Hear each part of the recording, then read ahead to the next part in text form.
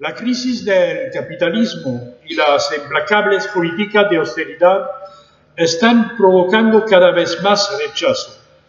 El statu quo no es popular y los pueblos de Europa están buscando alternativa para muchos.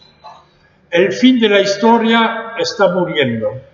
Este es un momento importante para nosotros, los comunistas franceses, porque está surgiendo una mayor disponibilidad, especialmente en los jóvenes. Las encuestas lo confirman. En este sentido, creemos que tenemos que ser más agresivos y trabajar para alimentar a la movilización victoriosa, dinámica, ya que es en esta idea de que nada esencial puede cambiar esa prospera la extrema derecha.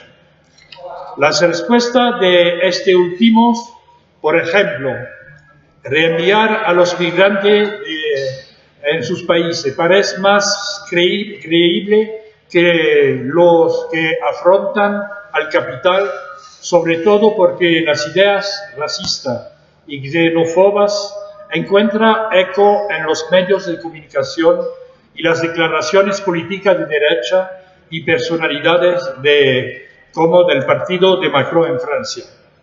Para hacer retroceder a la extrema derecha, creemos que debemos liderar junto la batalla ideológica como lucha muy reales para hacer crecer la esperanza que es la levadura de la lucha.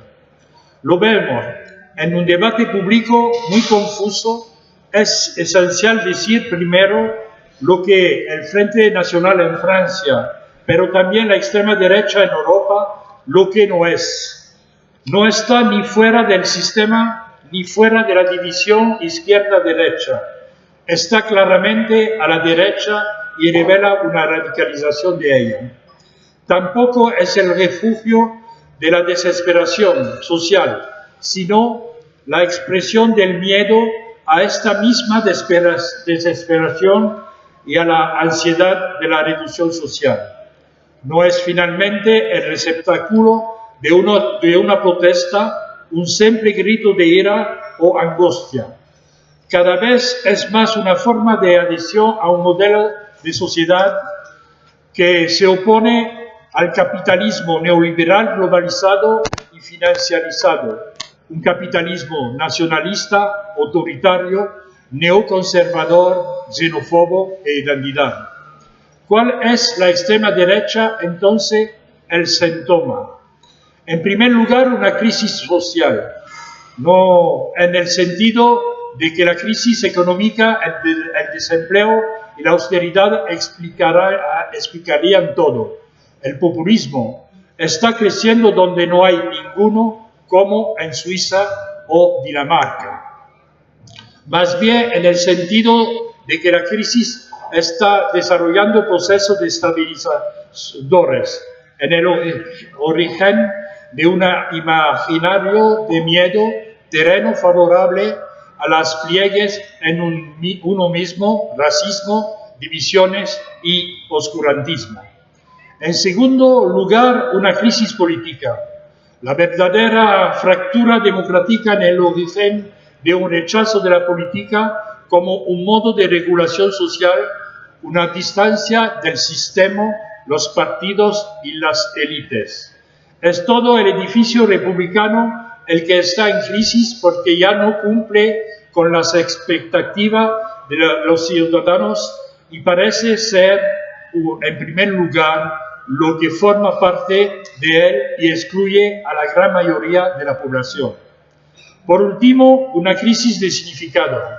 Esto resulta en una pérdida de hito histórico, particularmente referencias de clases a favor de una exacerbación de los valores individualistas de cada uno para él y la idea de que ya no es posible influir colectivamente en los cursos de las cosas.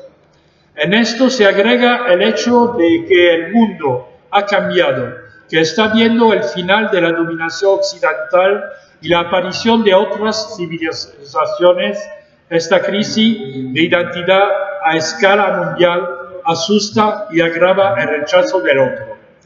Después de la caída del muro de Berlín, algunos pensaron que la dominación neoliberal marcaría el fin de la historia. Ahora, el nacionalpopulismo estaba envuelta en las brechas abiertas y estamos viendo el establecimiento de una cara a cara entre el liberalismo globalizado mortal y el populismo nacional, sin que la izquierda está dispuesta o es capaz de construir una alternativa transformadora. Es por eso que pensamos que es la hora de la contraofensiva. ¿Cuáles son los componentes básicos para una contraofensiva progresista? Ante las divisiones, la xenofobia y los becos, nos necesitamos renovar los lazos de solidaridad entre todos los dominados en la ciudad y en el lugar de trabajo.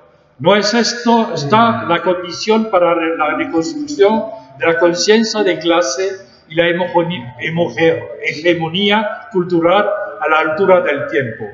Enfrentados con la división democrática, ¿no deberíamos reconstruir nuestra concepción del Estado, la República, la política mediante una revolución ciudadana de local a global? Frente a la crisis del significado, no debemos inventar a millones de inteligencia en luchas como en el plano de las ideas, un nuevo proyecto emancipatorio. ¿No debería este proyecto proyectar la esperanza comunista, la ambición feminista, la utopía libertaria, la urgencia ecológica, el sueño de un mundo cultural, la voluntad del ciudadano? En todas partes de Europa, uno se pregunta cómo hacer retroceder a la extrema derecha nacionalista populista. Creo que no es suficiente para nosotros, los comunistas o de izquierda o progresistas, justo proclamar a viva voz no pasarán, o para pedir el establecimiento de una frente antifascista.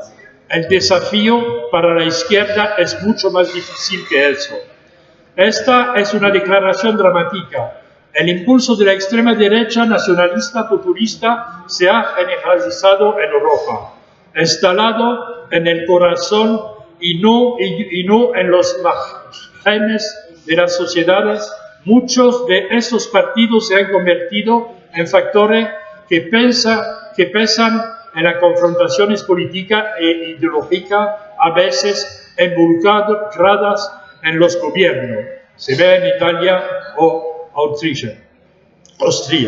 Saben cómo empreñar el debate político y la evolución del sistema político para radicalizar todo el campo de la derecha. Estas fuerzas son también la expresión de una creciente desesperación de la política. Saben cómo desplegarse en sociedades divididas, recuperar y manipular los sentimientos que florecen e impulsar las divisiones dentro de las clases más bajas. Saben cómo distinguirse de los gobiernos y partidos tradicionales cultivando una imagen de fuerza antisistema. Estas fuerzas saben cómo capturar el sentimiento, especialmente entre los más necesitados de política, de que el político quiere o no puede hacer algo por ello, la necesidad de haberlo tomado. La renuncia de los gobiernos a ejercer el poder político en contra de la creciente influencia de los mercados financieros, los bancos y los principales accionistas, generado una política desacreditada de la clase política y una retirada de la esfera electoral, en particular de los fondos populares. A esto se agregue el problema de que las alternancias políticas en los diversos países europeos no han permitido cambiar la lógica actual, ya que los partidos socialdemócratas en el gobierno también se han registrado en las restricciones de la economía o más precisamente dogma neoliberal. La creciente inseguridad exige una intervención política decidida especialmente por parte de las poblaciones más vulnerables. En Francia, por ejemplo, el Frente Nacional está tratando de beneficiarse de esta situación, tratando de hacer creíble una especie de promesa de reclamar la soberanía. Es cierto que es deber de la izquierda oponerse en cualquier momento y con fuerza a las tendencias nacionalistas, xenófobas y odiosas que se desarrollan en las sociedades europeas. Pero creemos que será decisivo para el futuro que la alternativa no solo sepa cómo ayudar a organizar la resistencia, sino que también responda al llamado a la política proponiendo un cambio real en la política. Las llamadas a Macron para unirse en un clan de posición europea para tener el peso necesario contra el Frente Nacional de Le Pen son una trampa terrible en la medida en que, precisamente, el problema fundamental es la constitución de una alternativa real. Si la izquierda, el campo progresista europeo, quiere recrear una dinámica, no enfrentamos el desafío considerable vivir una ambición de determinación política, romper con el discurso de restricciones que impediría cualquier alternativa.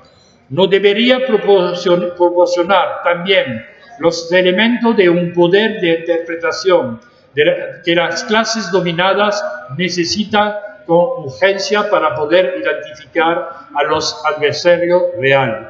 En este contexto, podemos ver cómo más que nunca la alternativa en lo que nos encontramos lejos de las divisiones estériles con respecto por cada uno, no tiene otra salida que inventar contenidos y formas políticas que pueden recrear un intercambio y construir gradualmente confianza con la clase trabajadora y las clases media amenazadas. Más que nunca, debe ofrecer una salida al resentimiento, la retirada, la sensación de impotencia. Todo eso son desafíos adelante de nosotros, revolucionarios. Gracias.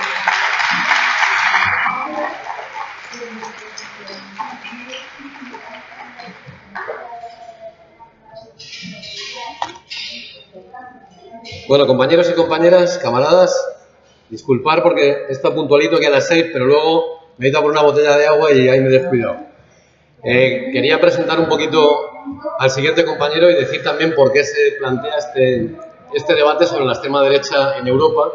Y fundamentalmente es porque la extrema derecha, salvo quizá en España y en Portugal y en muy poquitos países más, está creciendo y está creciendo a pasos agigantados, ¿no? Primero estaban en la sociedad solamente, estaban en forma de bandas fascistas, de partidos muy minoritarios, pero están creciendo. Y están creciendo en el norte de Europa, están creciendo en el centro de Europa, en menor medida en el sur de Europa, pero también están ya en el gobierno de Italia. Y han pasado de la sociedad a los parlamentos y de los parlamentos están pasando a los gobiernos, ¿no? Entonces, bueno, sí que es una amenaza para los ciudadanos porque podemos volver, o así lo ve mucha gente, a los años 30 del siglo pasado, ¿no? Eso es lo que nos está dando la impresión. Claro, ¿quién tiene la culpa de esto? En gran medida tienen la culpa los neoliberales que empezaron a recortar, que empezaron a crear precariedad, que empezaron a crear pobreza, paro en Europa a partir de la crisis económica, ¿no? Y que en vez de haber potenciado una Europa abierta, han potenciado lo que nosotros llamábamos una Europa fortaleza, ¿no? Una Europa cerrada a la inmigración, una Europa cerrada a la solidaridad. Bueno, lo que quería también deciros es que desde Angela Merkel a Macron, la socialdemocracia y también el neoliberalismo, los ultraliberales, son responsables de este auge de la ultraderecha. Porque lejos de combatirla, lo que han hecho es incorporar muchas de sus ideas, muchas de sus valores a sus propias políticas. Han creído que podían frenar a la ultraderecha asumiendo ellos los planteamientos xenófobos, asumiendo ellos los planteamientos fascistas, ¿no? ¿Qué le ha pasado a Angela Merkel? Que venía un partido de ultraderecha, fascista, neonazi casi, ¿no? Muy fuerte, y ella decide asumir las posiciones contra los refugiados, ¿no? A partir de la crisis de la guerra de Siria. Ella asume las posiciones y como una forma táctica, digamos, de frenar la ultraderecha, y es un error, ¿no? Lo que han hecho es incorporar posiciones xenófobas, racistas a la política europea, ¿no? Bueno, tenemos que conseguir que las clases populares no caigan en el fascismo, que no vean el fascismo como una salida, porque el discurso fascista, el discurso nacionalista, el discurso neonazi prendió en los años 30 y puede prender también ahora porque busca el caldo de cultivo en las clases populares, ¿no? Es decir, porque defienden, digamos, a una clase obrera nacional, ¿no? Nacional, y eso choca mucho con el internacionalismo que nosotros siempre hemos defendido. Bueno, ya sin más, para que seguir ahondando en esto, va a intervenir el siguiente ponente, que es Miguel López, que es vicepresidente del Partido Comunista de Finlandia. Así que, compañero Miguel.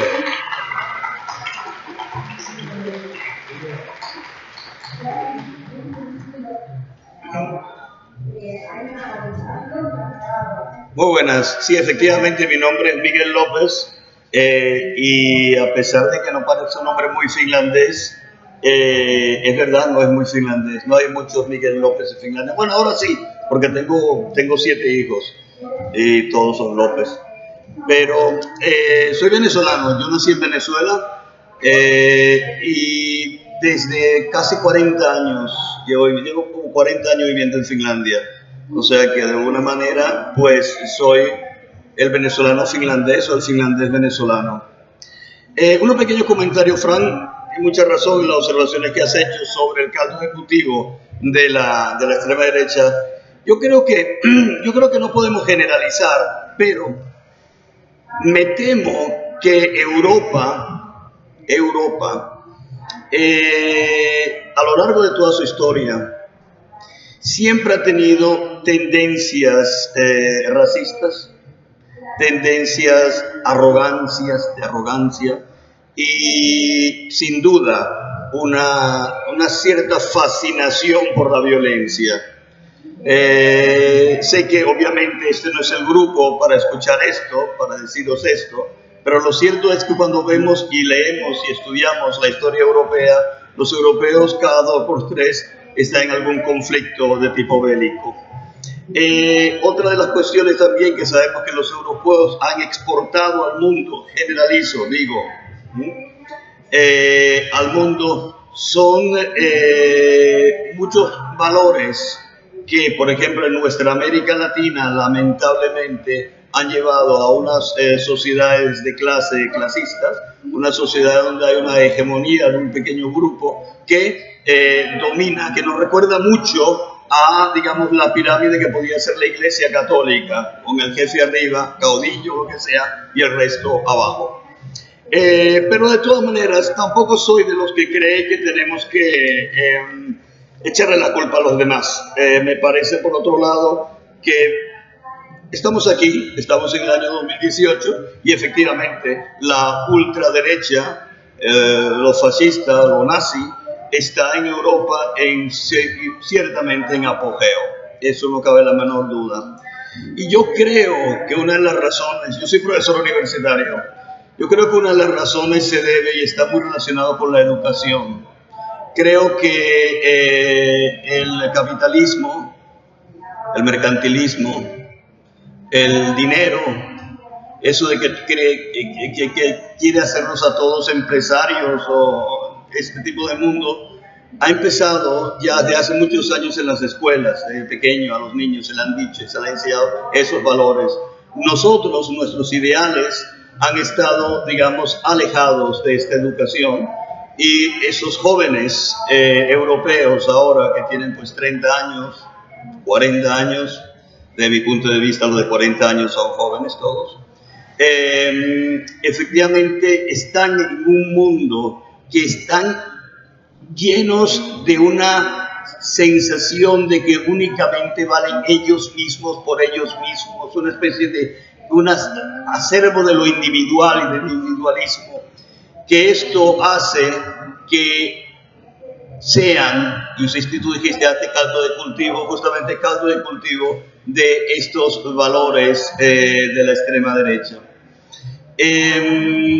Si pensamos cómo nuestras sociedades en Europa han evolucionado en los últimos años, nos damos cuenta que, digamos que hace unos 30 años todavía, cuando yo vivo en el norte de Europa, como he dicho, cuando nos organizábamos para algún tipo de actividad relacionada con solidaridad, internacionalismo, recuerdo a víctimas, lucha por los demás, éramos muchos, realmente muchos los que nos reuníamos, eran realmente actos masivos.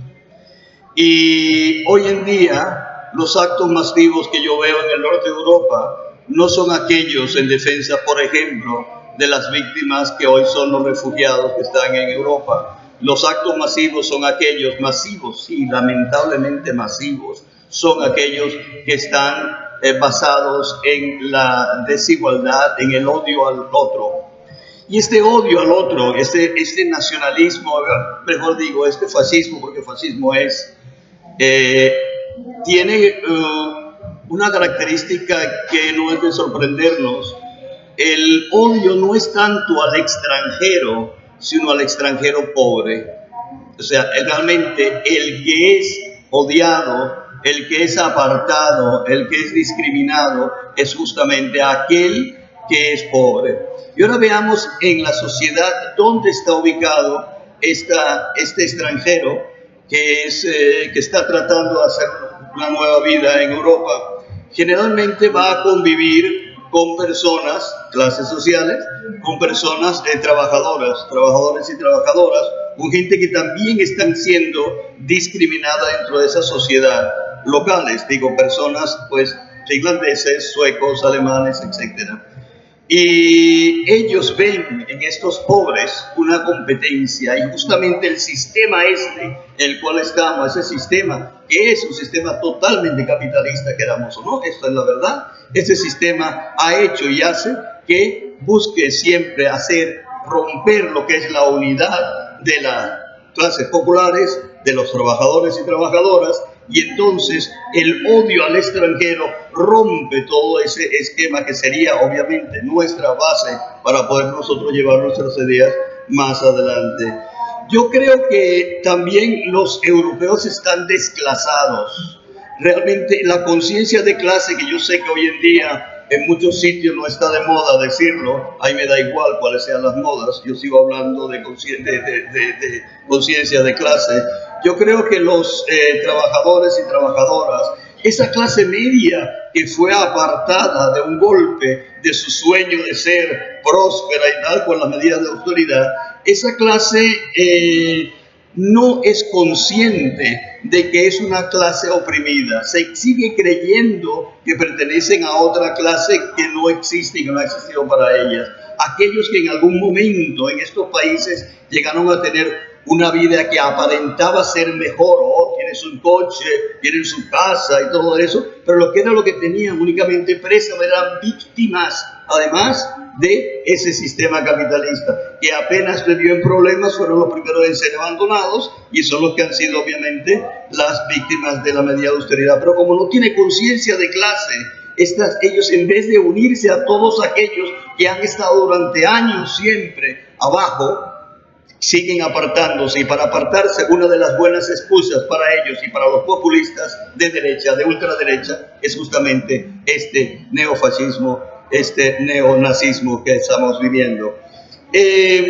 Yo realmente estoy convencido, y vuelvo al punto de la educación, a mí me gusta, dicho esto, buscar soluciones.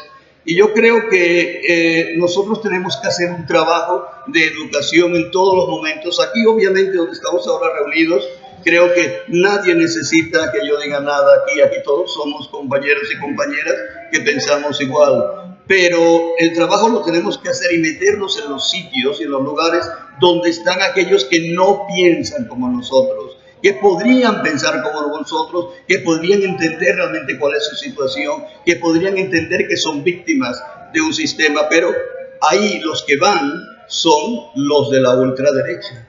Estos son los que están yendo a estos lugares y a estos sitios. Nosotros, y esto es un poco de mea culpa, Creo que hemos abandonado a las clases populares, siendo nosotros mismos las clases populares, y hemos quedado en una especie de teorización de todos los problemas y no ir a los sitios donde realmente. Claro que esto requiere valentía. Requiere valentía porque yo mismo, por ejemplo, cuando estoy en Finlandia, este señor mayor de 60 años se mete en algunas zonas de Finlandia donde todos son enemigos míos. Soy el comunismo y soy el malo, el que estoy enviado por los rusos, se hablan de la Unión Soviética y sabe que tantas cosas siguen hablando. Pero ahí tengo que estar, tengo que aguantar, tengo que seguir en esa lucha, porque aunque sea uno o dos que sea capaz de escucharme y que sepa que hay otra manera de ver el mundo, que ellos también son víctimas, esta gente, que sepan que hay otra manera, que no es únicamente estos que hablan con eslogans únicamente, que es la ultraderecha, que de una manera muy simple se comunica con ellos en esta sociedad twitterizada, además, que es una manera muy fácil de hablar, decir mensajes cortos para que la gente pues se haga, digamos, fanático de ideas que muchas veces ellos mismos ni entienden.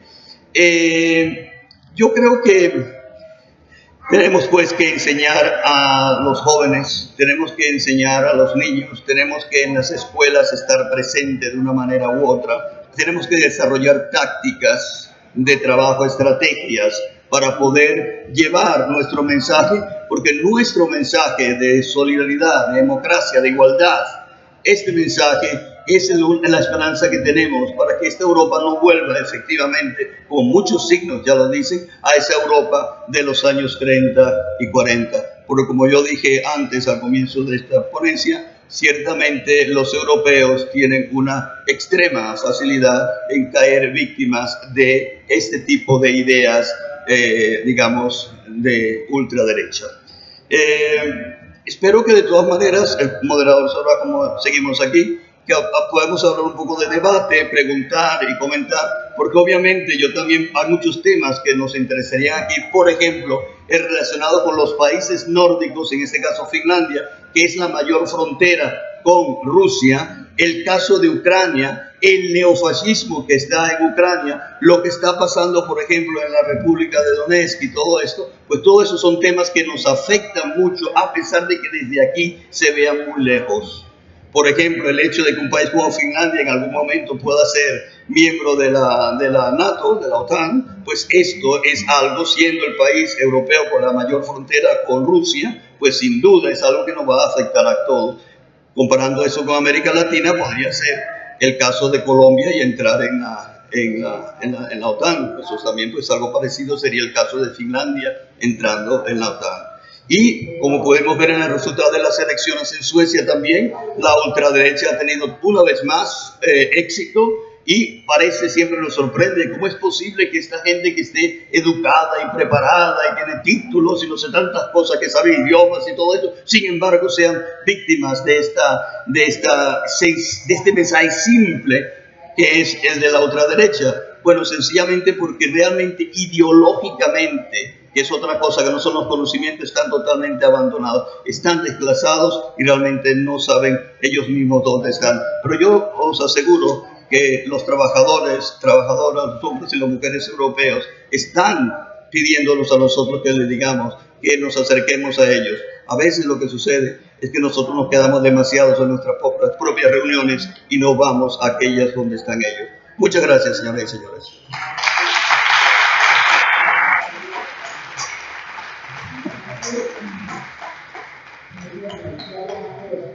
Bueno, pues mirad, yo creo que es un buen sitio para anunciar dos cosas que se van a hacer con relación a los inmigrantes, ¿no?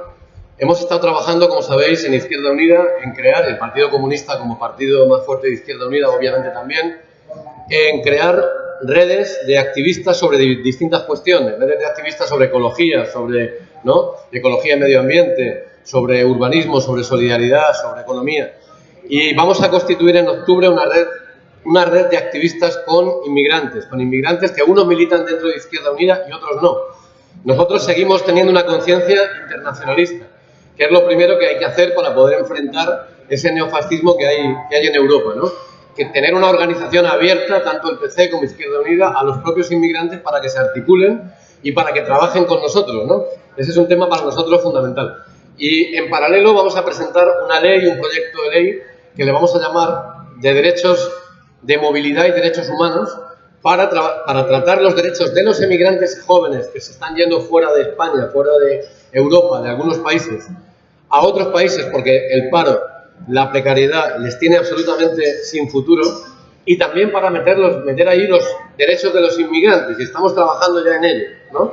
Va a haber unas jornadas que se van a hacer y yo quería anunciar un poquito esto aquí. Bueno, os presento el siguiente interviniente, que yo creo que es una muestra, el compañero Javier Couso, eurodiputado de Izquierda Unida, una muestra de trabajo político en Europa, y nos puede contar aquí pues algunas de las cosas que han trabajado ellos en el GUE para defender los derechos humanos, para defender el derecho al refugio, el derecho al asilo político, a la inmigración, que parece que ahora es un pecado y que esta ultraderecha lo que quiere es limitar pues lo que teníamos todos, que era un proyecto abierto de Europa, de una Europa social, ¿no? Sabéis que España, y decía yo antes que Portugal, son dos países que no han tenido demasiada extrema derecha, ¿no? Pero no sé si habéis visto los últimos actos que Vox, ¿no? El partido Vox está montando en Cádiz, está montando en distintas provincias donde considera que puede haber un caldo de cultivo mayor, ¿no? Y es preocupante porque también Ciudadanos y el Partido Popular, que el discurso racista y xenófobo lo tenían, al menos el discurso, bastante controlado, han empezado a practicar ese discurso últimamente. Lo primero que ha hecho Pablo Casado es ir a Melilla, lo habéis visto, a dar la mano a los inmigrantes, pero a seguir manteniendo las mismas políticas xenófobas, ¿no? Bueno, nosotros no estamos en ello, y para contarlo, pues está aquí Javier Couso.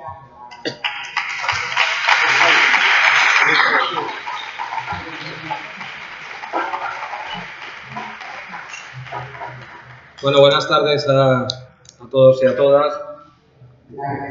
Para mí es un placer por dos motivos, ¿no?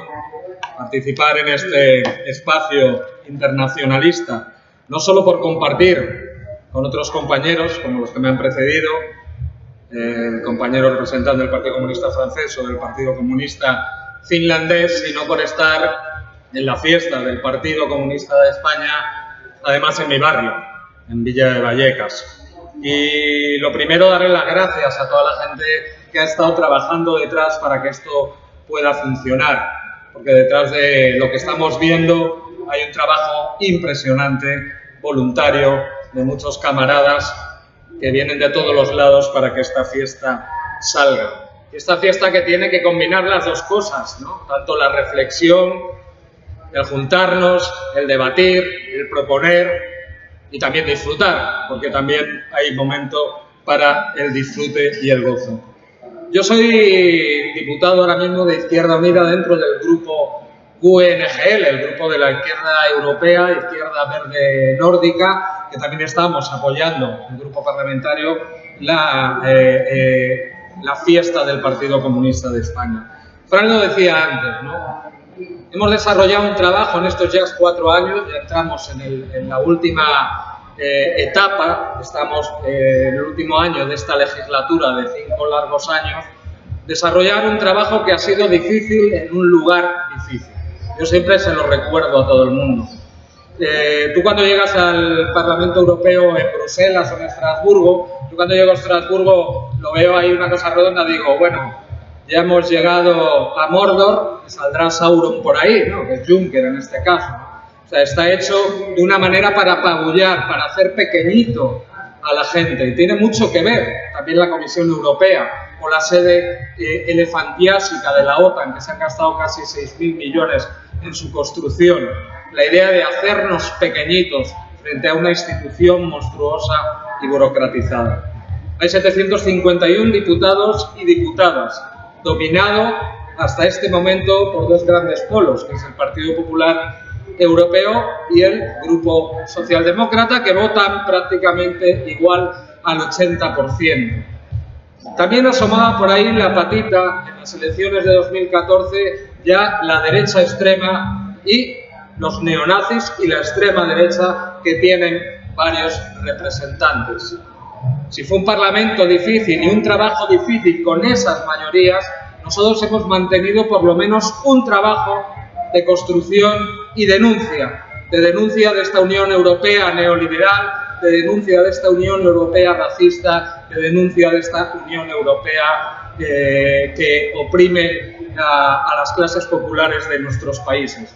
Y es cierto que a pesar de que el foco mediático nunca está en Europa, lo estaba al principio, cuando estaba, por ejemplo, Pablo Iglesias, pero solo porque iban siguiendo a Pablo Iglesias, luego bajó completamente el nivel informativo en nuestro país de lo que hacemos en el Parlamento Europeo, pero sí es cierto que hemos conseguido romper muchas veces ese muro desinformativo de los grandes medios de comunicación y que nuestra voz se alzara en la defensa de los refugiados, en la defensa de los inmigrantes, de las inmigrantes, en la defensa internacionalista de los pueblos que están sufriendo las agresiones del imperialismo, como puede ser Cuba, Venezuela, Siria, Libia, etcétera, etcétera.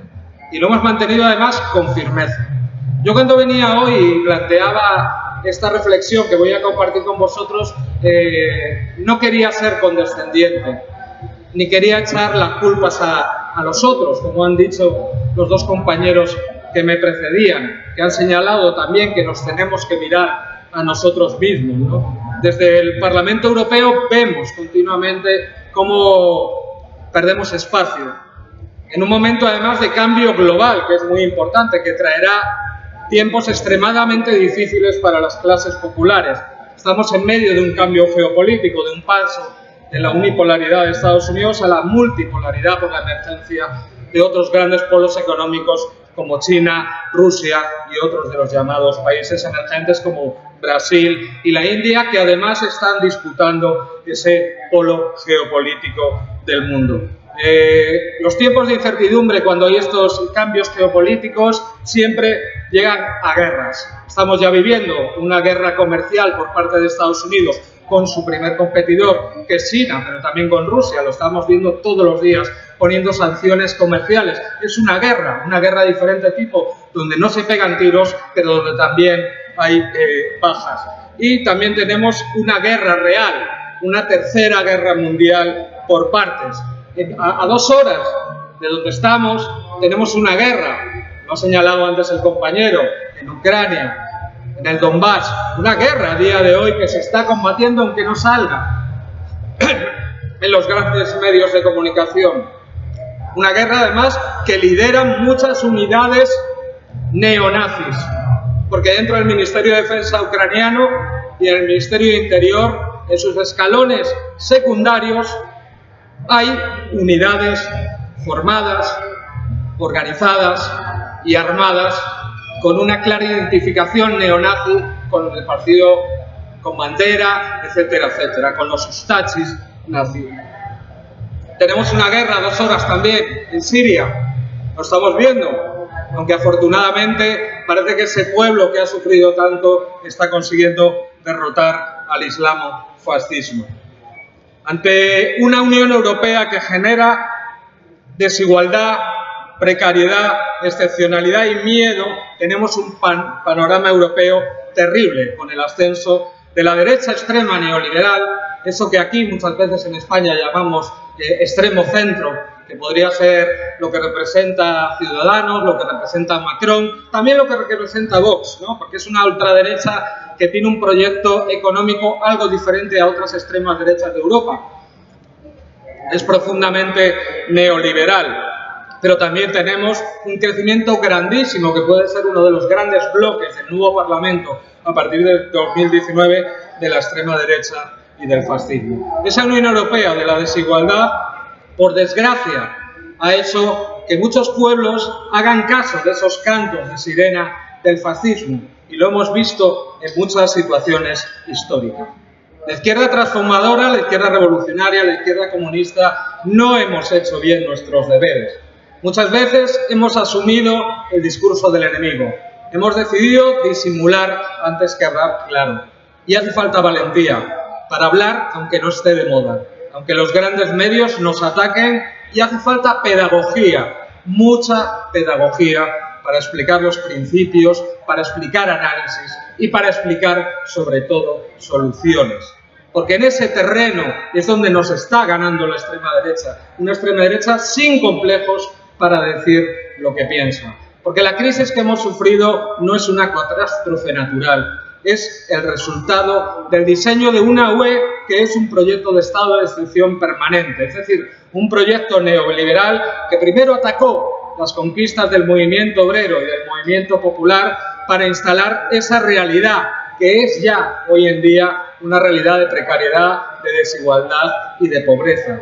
Eso que llaman recuperación, los políticos del PP o los políticos que gobiernan los diferentes países que hablan de una recuperación económica, no es tal. Es la recuperación de un sistema antiguo que se acerca a la explotación y a la precariedad para las clases populares. Y desde la precariedad, desde la pobreza, no se puede desarrollar un proyecto de vida. Anguita, Julio Anguita, lo explicó hace ya 22 años. Yo siempre que puedo lo leo, en un discurso además también en una fiesta del PC. Hace 22 años decía, la moneda única, según Maastricht, es el fin de la autonomía política para decidir sobre las condiciones de vida de la ciudadanía. La moneda única, según Maastricht, es la imposición de los poderosos a través de los mecanismos del llamado mercado libre y de la práctica independencia de los poderes públicos del sistema de bancos centrales, un paso previo del Banco Central Europeo. Cuando el Banco Central Europeo se constituya, tomará decisiones y los políticos no podrán tomar decisiones. Es decir, los elegidos por el pueblo para que tomen decisiones según el programa que han presentado no podrán tomar decisiones, porque la tomarán los que están controlando el Banco Central Europeo, gente que no ha sido elegida por ningún pueblo europeo. La moneda única, según Maastricht, es poner como primer objetivo los ajustes contables macroeconómicos y relegar a un segundo lugar derechos sociales recogidos en nuestra Constitución y en la Declaración Universal de los Derechos Humanos. Esto era, hace 22 años, lo que hablaba Julio Anguita, que se ha cumplido al 100%. Debemos profundizar y repetir esto. Tenemos una Unión Europea que no es democrática, si no tuvo elecciones hasta los años 70. Si cuando han perdido referéndums hasta han intentado repetirlos hasta que puedan ganarlos, y de hecho, aún así, han perdido 4 referéndums, lo que obligó a Juncker a dejar bien claro, y abro comillas, no habrá decisiones democráticas sobre los tratados europeos. Cierro comillas. Estas son palabras de Juncker. ¿Eso es democracia? Vuelvo a repetirlo. Palabras claras del presidente de la Comisión Europea. No habrá decisiones democráticas sobre los tratados europeos. Una Unión Europea cuyos tratados nos hacen a este país periféricos, subalternos, desindustrializados y endeudados, con una política exterior sometida a los designios de Washington y Estados Unidos. Una Unión Europea que yo siempre la llamo reino del estado de excepción neoliberal. En lo laboral, vemos las reformas laborales al dictado de Europa, la última de ellas que atacó a los sindicatos, a la negociación colectiva, que permitió que los seres los decidieran las empresas y no los jueces. Una unión de excepción neoliberal comercial por medio de esos tratados de libre comercio que favorecen a las grandes multinacionales. Una Unión Europea de estado de excepción neoliberal en lo macroeconómico, porque el Banco Central Europeo es el que marca las reglas económicas, no nuestro ministro o ministra de Economía. Y también militar, un estado de excepción militar en el cual nuestras capacidades militares están destinadas a favorecer los intereses de Estados Unidos. Este país es un portaaviones, tanto de la OTAN como de Estados Unidos. Tenemos la base de Rota, donde está el escudo antimisiles que se dirige contra Rusia, donde además atracan los portaaviones nucleares y los submarinos nucleares estadounidenses, donde además están los destructores Alfred Brücke, que también amenazan a Rusia. Tenemos Morón, que es la pista más grande en la ruta central atlántica, que tiene además 3.000 fuerzas especiales de los marines del Africón para intervenir en África, que además tiene las antenas del espionaje del espacio profundo. Tenemos en Zaragoza, que se ha reactivado para atacar Siria 2 veces utilizando Zaragoza. Está Madrid, que es el segundo centro de operaciones aeronáuticas de la Alianza. Tenemos la fuerza de alta disponibilidad en cuarteles de Galicia y de Valencia. Tenemos la escuela de pilotos de la OTAN y tenemos además desplegados tropas españoles en la frontera con Rusia. Tenemos una patrulla báltica con varios F-16 18 y tenemos unidades blindadas por primera vez. España destaca unidades blindadas de carros de combate Leopardo en Letonia, es decir, para amenazar directamente a un vecino.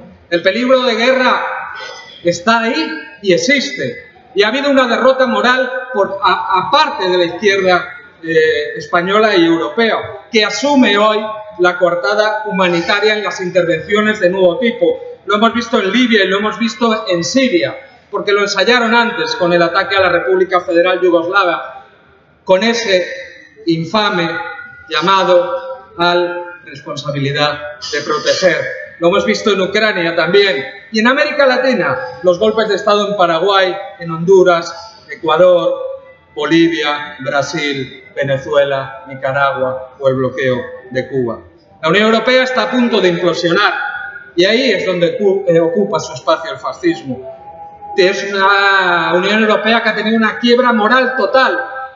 Lo hemos visto con la crisis de refugiados. 1 millón de refugiados reconocido por Naciones Unidas. ¿Y dónde están ese 1 millón de refugiados? La mayoría, y ahora suman ya casi 3 millones, concentrados en campos de concentración del amigo de Turquía, al cual se le pagan miles de millones para hacer un muro y que no puedan pasar. Refugiados, además, de la mayor parte de nuestras guerras, de las guerras que han hecho los países europeos o esa organización terrorista que se llama la OTAN. Esa quiebra moral también contra los inmigrantes. Después de saquear los recursos naturales, tanto de África como del Magreb o del Magreb, después de poner siempre dirigentes que favorezcan la expoliación, después de asesinar a los dirigentes que querían recuperar su soberanía nacional y popular, ejecutados algunos por Bélgica, por ejemplo Lumumba, otros por Francia, otros por Gran Bretaña, otros por la CIA. Después de crear un continente que no tiene futuro, porque solo lo tenemos ahí para robar, aún encima no aceptamos que vengan a trabajar. Es una quiebra moral absoluta. Puede implosionar también porque hemos visto que no hay solidaridad. ¿Ha habido solidaridad en esta especie de Unión Europea con Grecia? Un Estado federal, por ejemplo Estados Unidos, cuando quebró California, la ayudó. Aquí, cuando ha quebrado Grecia, que no la han quebrado los griegos, no, la quebraron los bancos franceses y alemanes y los políticos griegos que crearon la burbuja, no solo inmobiliaria, sino de otros puntos. Eso es lo que ha quebrado Grecia. ¿Y les hemos ayudado? Al revés, se le ha puesto un pie en la cabeza. A día de hoy, con todas las medidas que se han hecho y con todos los rescates financieros, como el que se está haciendo ahora en Argentina, Grecia debe más que antes. Pero es que incluso se ha visto obligada a vender puertos, aeropuertos, islas, todo lo que era patrimonio de los griegos y de las griegas. Está a punto de implosionar esta Unión Europea por el miedo de la gente a la precariedad, a no tener un proyecto de vida. Y este es el espacio para los fascismos. Debemos jugar en ese tablero, ese es el que tenemos, sin miedo.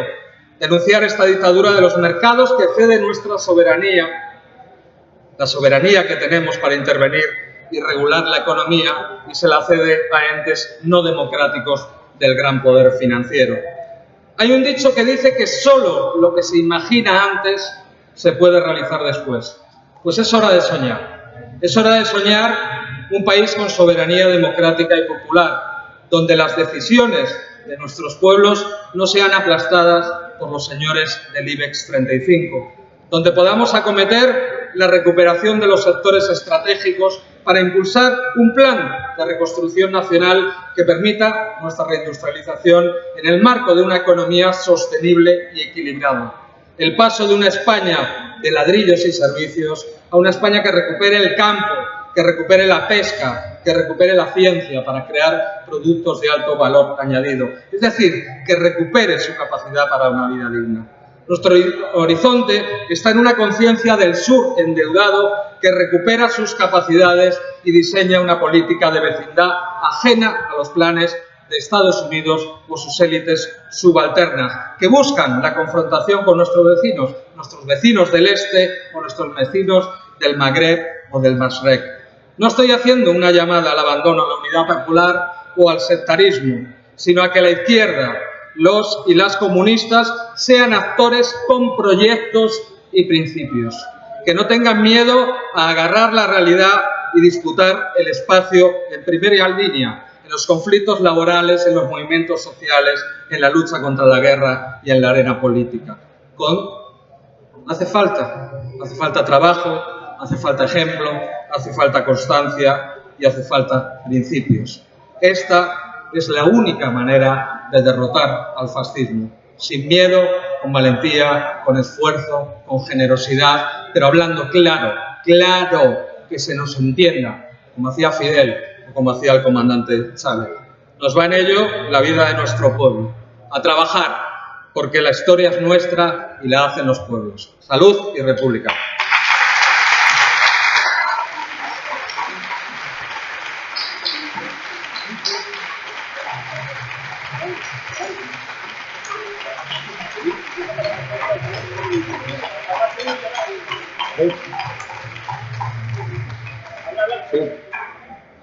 Bueno, os quería recordar una idea que hace poco publicó nuestro coordinador general, Alberto Garzón, un artículo sobre la extrema derecha en Europa, que no sé si mucha gente ha leído, pero que se encuentra en Google fácilmente. Y él decía que en España la extrema derecha no había crecido, primero porque en parte la tenemos dentro del Partido Popular, ¿no? Pero también porque frente a la crisis, frente a los recortes, frente a la precariedad, ha habido una respuesta popular en la calle, muy creciente, ha habido muchas movilizaciones, ¿no? Y se han montado por la izquierda, también lo montó la gente desde el 15M, ¿no? Y esa respuesta popular impidió en parte que la extrema derecha creciera. Fijaros un ejemplo, ¿no? El derecho a la vivienda, que sabéis que los desahucios crecieron y siguen creciendo lamentablemente como una consecuencia de esa burbuja y de esa crisis. En España se organizó la PA, la famosa plataforma antidesahucios, y creció en una ciudad y en otra y está en todas partes, defendiendo el derecho de la gente a través de la solidaridad, buscando abogados que pudieran defender a gente que no tenía dinero, pero desde la solidaridad, desde las asambleas, desde la protesta en la misma vivienda frente a la policía, ¿no? Fijaros, ¿quién estaba organizando eso en Italia, por ejemplo? Los fascistas. O sea, hay un movimiento fascista italiano, que lo podéis buscar, se llama Casa Pound. Casa Pound, Pound viene de Ezra Pound, que era un poeta norteamericano bastante neonazi, pero casa viene de casa, ¿no? Y ese movimiento fascista empezó a ocupar edificios, viviendas, para defender que los italianos tenían el derecho a tener esas viviendas y que, sin embargo, la inmigración no. Ese movimiento es muy simple, como todo fascismo, pero defiende trabajo para los italianos, vivienda para los italianos y en la inmigración fuera, ¿no? Eso que está en la calle en forma de bandas fascistas que se pelean con los inmigrantes, que ocupan esos pisos, ¿no? Para buscar una forma de enganchar con la gente precaria, con la clase trabajadora que ha sufrido la crisis, ¿no? Eso en Italia está en auge, ya no solo porque ha llegado en parte al gobierno italiano, ahí tenemos al señor Salvini, que sabéis qué políticas está defendiendo. Pero ¿por qué cuento esto de Italia? Porque esta semana se ha producido un hecho grave, ha habido una movilización antirracista, antifascista, donde Refundación Comunista, por ejemplo, y otros compañeros de otras activistas de Italia hicieron una gran manifestación en Bari, en muchos otros sitios de Italia, ¿no? Porque la izquierda italiana, transformadora, alternativa, comunista también, está peleando por organizar un movimiento antirracista, antifascista, ¿no? Hay una movilización, como muchas en las que habéis participado vosotros. En la pancarta principal van compañeros de la izquierda. Esta compañera, por ejemplo, la eurodiputada Eleonora Forenza, ¿no? Que es una eurodiputada de Refundación Comunista, que iba en la pancarta con otros compañeros de distintas asociaciones de inmigrantes, de movimientos de lucha contra el racismo y demás.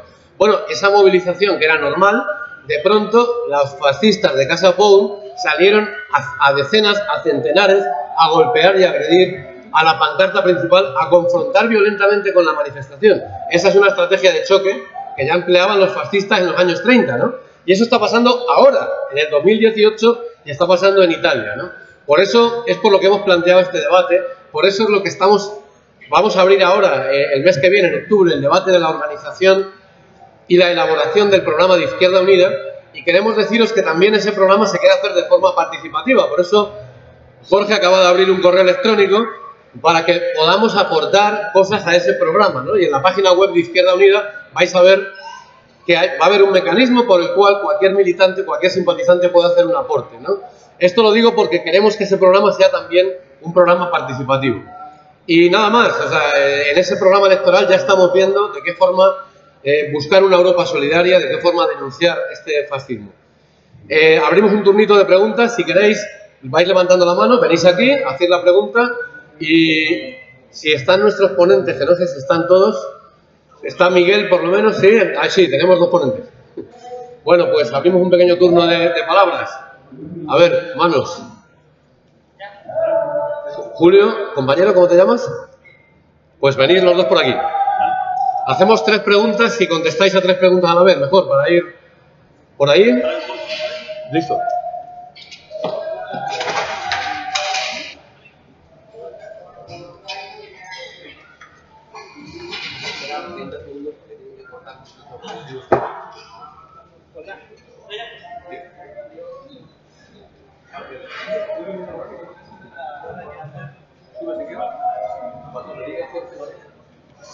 Jorge, ¿nos avisas de aquí cuando pueda? Ya puede, compañero. Bájalo un poquito aquí. En el debate político y en épocas de crisis es corriente desplazar los problemas por elevación. Es decir, se inventa un problema que distrae a las fuerzas populares del problema real. Actualmente estamos en una crisis terminal del capitalismo, una crisis de colapso casi de la civilización, ¿no? ¿Cuál es el problema específico que quiero remarcar de aquí, de España? El problema es que incluso Samir Amin lo ha señalado, los poderes hegemónicos han desplazado la conciencia social hacia la conciencia identitaria. Yo que vengo de Cataluña y lo estamos viviendo muchísimo, este problema, creo que han logrado anular o subordinar toda la lucha social y política bajo un monotema. Entonces, no se puede, nos quejamos de que la izquierda de España no ha comprendido ni se ha puesto en contacto con la izquierda marxista de Cataluña para ver realmente la situación que está. No se puede poner como prioritario un referéndum de autodeterminación vinculante como elemento central, en detrimento de las políticas sociales. Y esto sí que es una revisión que habría que hacer desde la izquierda de aquí.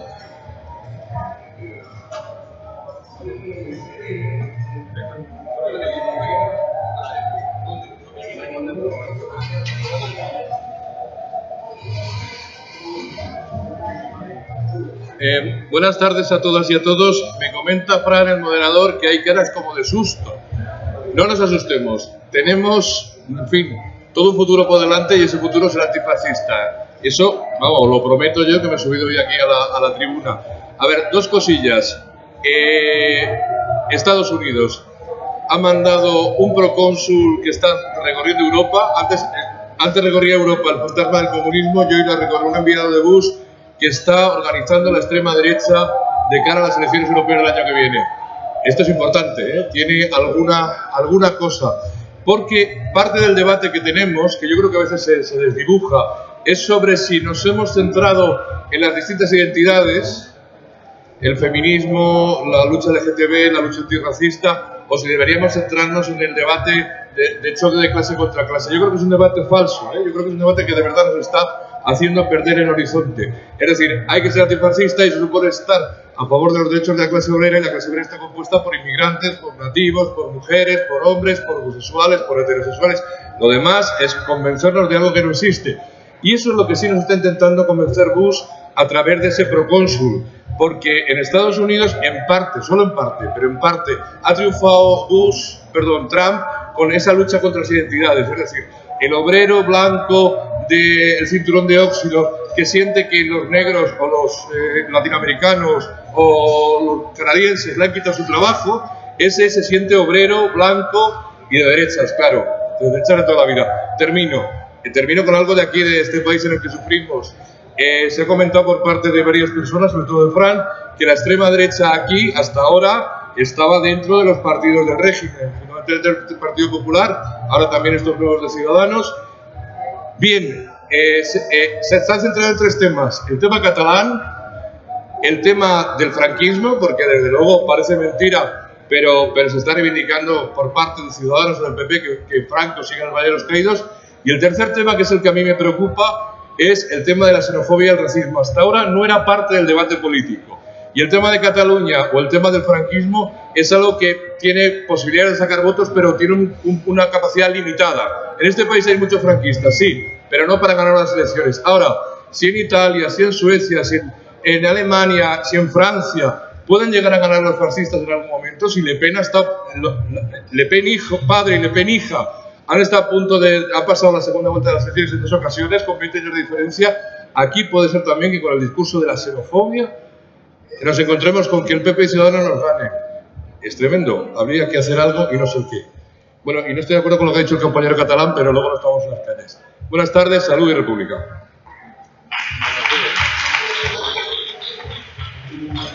A ver, me parece que había una tercera pregunta por ahí. Compañero, sube. Sí, me dicen que seamos breves porque tenemos como 10 minutos. Eso significa que tú intervienes y después los compañeros y ya, brevemente. Sí, muy buenas tardes, queridas camaradas y queridos camaradas.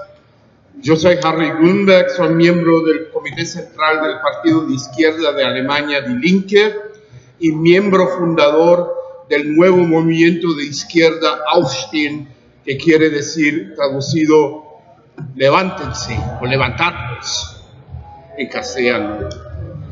Yo creo, nosotros somos un país en el cual el partido de derecha se está convirtiendo en el segundo partido más fuerte en la sociedad alemana. En las nuevas encuestas ha sobrepasado a la socialdemocracia en votos. Y lo que nosotros vemos, que ese partido está fuerte ahí donde está la clase obrera que perdió por la globalización y por las políticas neoliberales de la Unión Europea. Y yo creo que no hay otra alternativa para la izquierda que la de regresar a reganar esos sectores de la clase obrera para una alternativa de izquierda. Y eso es posible. Es posible hacerlo porque Corbyn en Gran Bretaña demostró que se pueden reganar votos de la derecha con una política de izquierda, política para los trabajadores y para las mayorías. Y eso es un problema que la izquierda, no en España, no el PCE, pero en los últimos años se ha desarrollado una izquierda la cual trabaja más con la política identitaria, con la política de cuestiones minoritarias en la sociedad, y ya no reconoce que la diferencia fundamental en nuestra sociedad es la entre capital y trabajo.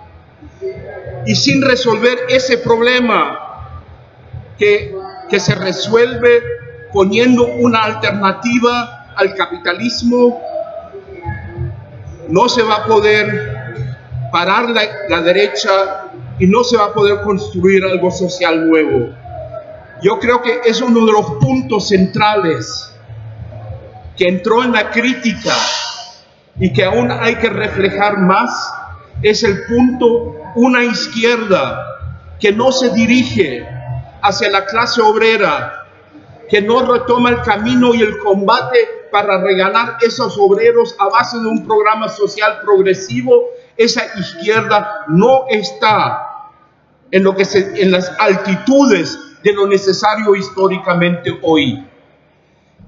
Y creo que esa es una de las grandes diferencias entre partidos que más se orientan a la lucha de clases y partidos que manejan la lucha de clase en una forma egalitaria entre la cuestión lucha de clases y los intereses minoritarios en la sociedad. Los derechos minoritarios hay que defenderlos. Son humanistas y democráticos, pero hay que defenderlos de un punto clasista y no de un punto liberal, el cual marcan mucho de los movimientos progresistas en Europa que toman esa cuestión de un punto de vista liberal, humanista, pero no clasista. Muchas gracias.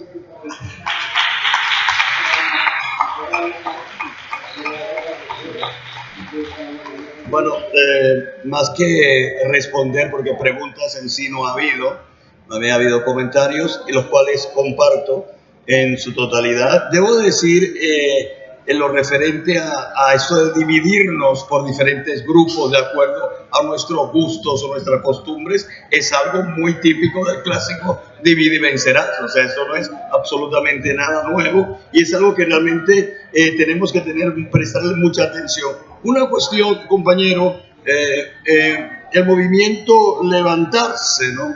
Es ese de Simone Lange, ¿no? Sí, de Simone Lange, la que era del Dilinque y Verde. Sí, exacto.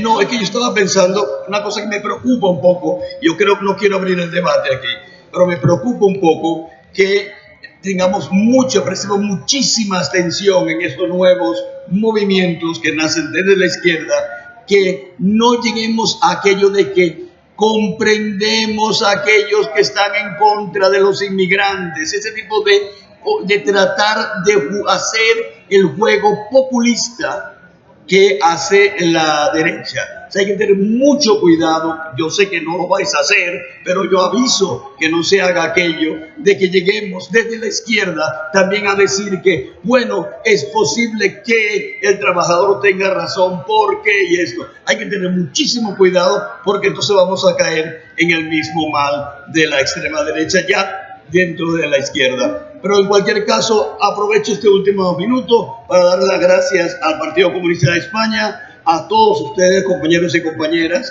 por vuestra paciencia, por escucharnos aquellos que estamos afónicos además, y sobre todo, pues ahora a disfrutar de la fiesta. Un aplauso para vosotros.